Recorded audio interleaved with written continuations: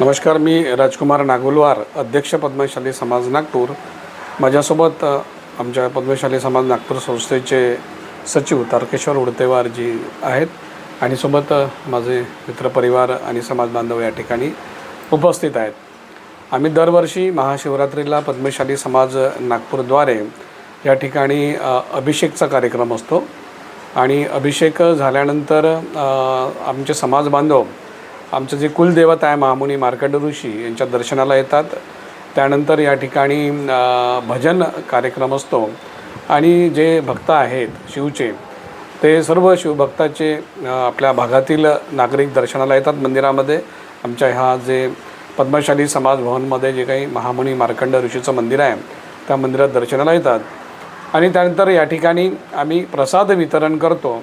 या ठिकाणी दिवसभर हा भजन कीर्तन असा धार्मिक कार्यक्रम आमच्या पद्मशाली समाजाच्या मार्कंड सभागृहात सुरू असतो। सभागृहाच्या माध्यमातून आणि या संस्थेच्या माध्यमातून कसे प्रकारे तुम्ही कार्यक्रम राबवतात आणि काय विशेष महत्त्व तुम्ही सांगता?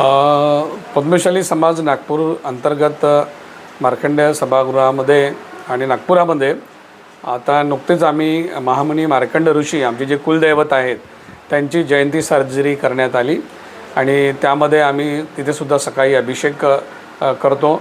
नंतर आमच्या समाजाची आम्ही दरवर्षी किंवा एक वर्ष आळ शोभायात्रा काढतो। त्या शोभायात्रेमध्ये महामुनी मार्कंड ऋषी त्यांचे भक्त आमचे समाज बांधव आमच्या ज्या महिला भगिनी आहेत त्या कलश डोक्यावर घेऊन ती शोभायात्रा असते, ते काय झाकी असते एक, आणि सर्व समाज बांधव नागपूर शहरातील आणि इतरही भागातील त्या शोभायात्रेमध्ये सहभागी होतात। त्याचप्रमाणे आम्ही राखी पौर्णिमेचा कार्यक्रम या ठिकाणी घेतो।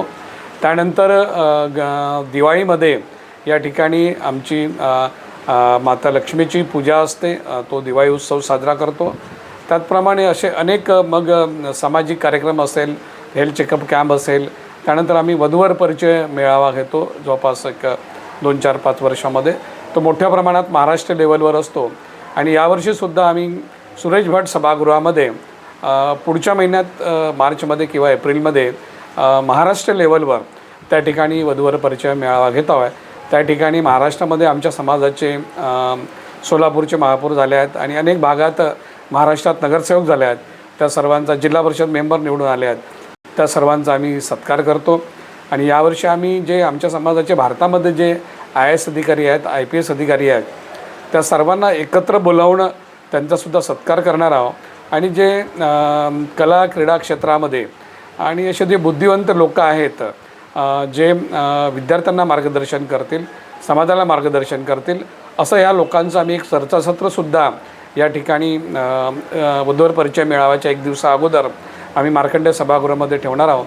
त्यामुळे भव्य मोठ्या प्रमाणामध्ये पुढच्या महिन्यामध्ये पद्मशाली समाज नागपूरद्वारे आणि विदर्भ पद्मशाली संगम म्हणजे आमची जी विदर्भाची संघटना आहे, आम्ही दोन्ही संघटना मिळून एक मोठा कार्यक्रम सुरेश भट सभागृहामध्ये आम्ही घेणार आहोत।